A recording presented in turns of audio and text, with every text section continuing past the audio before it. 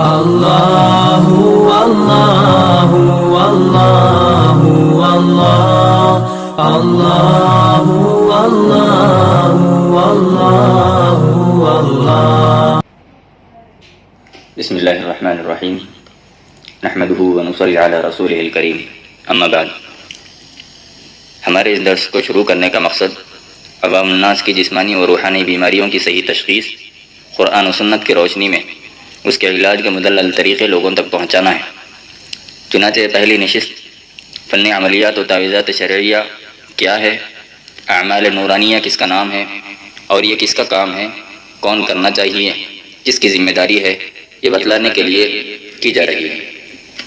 قرآن و سنت کی روشنی میں اصول عملیات کو مد نظر رکھتے ہوئے لوگوں کو ان کے مسائل کا حل بتلانے کے لیے جن اعمال کو ترتیب دیا جاتا ہے وہ عملیات نورانیہ اور تعویذات شرعیہ ہوتے ہیں۔ سورۃ الفاتحہ کو سورۃ الشفا فرمایا گیا ہے۔ قرآن کہتا ہے وَنُنَزِّلُ مِنَ الْقُرْآنِ مَا هُوَ شِفَاءٌ وَرَحْمَةٌ لِّلْمُؤْمِنِينَ، اور فیہ شفاء للناس وشفاء لما فی الصدور، اور اللہ کے نبی صلی اللہ علیہ وسلم کو تعلیم دی گئی تھی قُلْ هُوَ لِلَّذِينَ آمَنُوا هُدًى وَشِفَاءً۔ حضرت ابراہیم علیہ السلام کا عقیدہ کیا تھا؟ وَإِذَا مَرِضْتُ فَهُوَ يَشْفِينِ۔ حضرت یونس علیہ السلام نے مچھلی کے پیٹ میں یہ دعا کی تھی لا الہ الا انت سبحانک انی کنت من الظالمین۔ حضرت ایوب علیہ السلام کی زبان پر جان لیوا بیماری میں یہ کلمات جاری تھے رب انی مسنی الضر وانت ارحم الراحمین۔ اور الذین آمنوا وتطمئن قلوبهم بذکر اللہ الا بذکر اللہ تطمئن القلوب، کہ اگر تمہیں سکون و اطمینان کی تلاش ہے تو قرآن اور ذکر اللہ ہی سے مل سکتی ہے اور کسی چیز سے نہیں مل سکتی۔ اور وَإِذَا سَأَلَكَ عِبَادِي عَنِّي فَإِنِّي قَرِيبٌ أُجِيبُ دَعْوَةَ الدَّاعِ إِذَا دَعَانِ فَلْيَسْتَجِيبُوا لِي وَلْيُؤْمِنُوا بِي لَعَلَّهُمْ يَرْشُدُونَ۔ اس آیت میں ایک مومن کو اللہ کی قربت، اسی کی عبادت اور اسی سے استعانت کا پتہ چلتا ہے۔ اور فَاسْأَلُوا أَهْلَ الذِّكْرِ إِن كُنتُمْ لَا تَعْلَمُونَ، اس آیت سے اس بات کا پتہ چلتا ہے کہ اگر ہم کسی مسئلے کا حل نہیں جانتے، اس پر عبور نہیں رکھتے، تو اس کے جانکار سے اس کو پوچھ لینا چاہیے، اس کے جانکار سے سوال کرنا چاہیے۔ اور الف لام میم ذالک الکتاب لا ریب فیہ، کتاب اللہ میں شک نہ کرنے کی تلقین فرمائی گئی ہے۔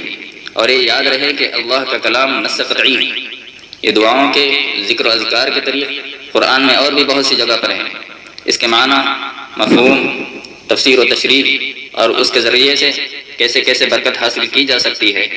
اور اللہم انت الشافی لا شفاء الا شفاؤک شفاء لا یغادر سقما، بسم اللہ ارقیک، اور بسم اللہ الذی لا یضر مع اسمہ شیء فی الارض ولا فی السماء وهو السمیع العلیم۔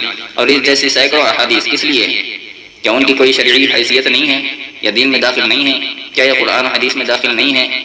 میرے عزیزو، دنیا کا اللہ نے ایک نظام بنایا ہے، اس کے تحت ایک ڈاکٹر کا کام دوا دینا ہے، بلڈنگ بنانا نہیں ہے، تاجر کا کام تجارت کرنا ہے، پڑھانا نہیں ہے، مزدور کا کام مزدوری کرنا ہے، مبلغ کا کام تبلیغ کرنا ہے، مجاہد کا کام جہاد کرنا ہے، مفتی کا کام فتویٰ دینا ہے، مدرس کا کام پڑھانا ہے، لغویات میں پڑھنا نہیں ہے۔ یہ دنیا دار الاسباب ہے، ہر شخص جائز سبب اختیار کر سکتا ہے، دین کے منافی نہیں ہے، نہ بدعت ہے، نہ ناجائز ہے، نہ فتوے کے خلاف ہے اور نہ تقوی کے خلاف ہے، نہ حرام۔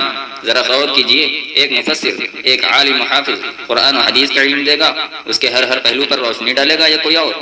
آپ کہیں گے کہ علماء کی ذمہ داری، جو اس فن کو جانتے ہیں، قرآن و حدیث پر جن کی صحیح نظر ہو، شرعی حدود، صحیح طریقہ، جو بدعات سے، کفر و شرک سے اور خرافات سے پاک ہو، وہی اس کا علم دے سکتے ہیں۔ عوام الناس کو کفر و شرک، بدعات و سیئات، حلال و حرام، جائز و ناجائز بتلا کر دنیا و آخرت کے مسائل کا حل قرآن و حدیث سے نکال کر امت مسلمہ کے سامنے پیش کرنا، انہیں ضلالت و گمراہی کی اندھیری وادیوں سے نکال کر اسلامی حدود کی صحیح روشنی سے منور کرنا، انہیں صراط مستقیم پر چلنے کی ہدایت دینا، یہ وارثان انبیاء کا کام ہے جو قرآن مجید کو جانتے ہیں، یا ان جاہل مطلقوں کا کام ہے جو نہ قرآن جانتے ہیں نہ حدیث جانتے ہیں؟ آپ خود بتائیے، کیا بندر کے ہاتھ روٹی دے دی جائے تو انصاف ہوگا؟ کیا شریعت محمدیہ لوگوں کو دنیاوی مسائل کا حل بتائے بغیر ہی صرف دینی امور بتلا کر تکمیل پا گئی ہے؟ کیا اسی لیے قرآن نے کہا ہے الیوم اکملت لکم دینکم واتممت علیکم نعمتی ورضیت لکم الاسلام دینا؟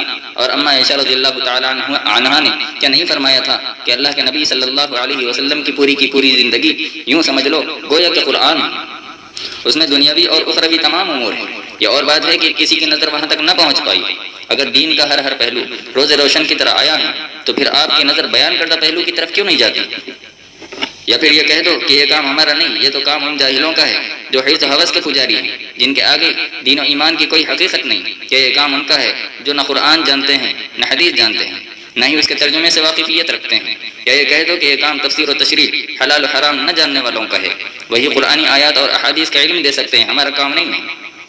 اگر ہماری ماؤں کو، بہنوں کو، ان کی اولادوں کی مسلسل بیماریاں ستائیں، بچے رات بھر ستا کر جان کھا جائے، ڈاکٹر کہے کہ کوئی بیماری نہیں ہے، کوئی پرابلم نہیں ہے، سب ٹھیک ہے، اولاد بدتمیز ہو جائے، شوہر حد سے زیادہ ظالم ہو جائے، سسرال والے نفرت کی بنیاد پر ہماری بہنوں پر پیٹرول چھڑک دیں اور انہیں آگ لگا دیں، جھلسنے تک کوئی پرسان حال نہ ہو، یا ہماری بہنوں کی شادیاں صبر آزما ہو جائے اور ان کی والدین کی آنکھوں میں خون کے آنسو آ جائیں، جادو اور حسد کی وجہ سے نظر سے ان کی کوکھ باندھ دی جائے، جادو حسد کی وجہ سے بے اولاد ہو جائیں یا نامردی کا شکار ہو جائیں، اور رشتہ دار تانے مار کر ہماری بہنوں کو مجنون کر دے، ہمارے نوجوان بھائیوں کے جسموں میں شیاطین حلول کر جائیں یا وہ مسکرات کے عادی ہو جائیں، یا ہماری بہنیں، ہماری مائیں سرکس جنات کی وجہ سے لوگوں کے سامنے تماشا بن کر رہ جائیں، ہمارے نوجوان لاکھوں روپیہ ڈال کر عمر کا ایک طویل حصہ مصیبتوں کا سامنا کرتے ہوئے تعلیم حاصل کریں، پھر نوکریوں کی تلاش میں در کی ٹھوکریں کھائیں، نوکری نہ ملی، کامیابی نہ ملی